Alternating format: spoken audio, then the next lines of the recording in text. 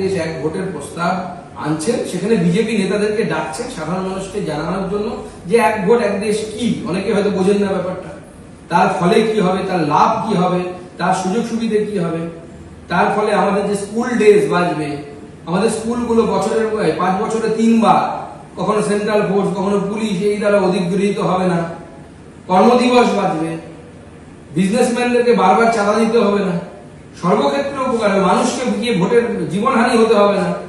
পশ্চিমবঙ্গে যদি একসাথে লোকসভা বিধানসভা ভোট হয়, মারামারিটা একবারই হবে, তো কমসে কম মানুষের জীবন তো বাঁচবে।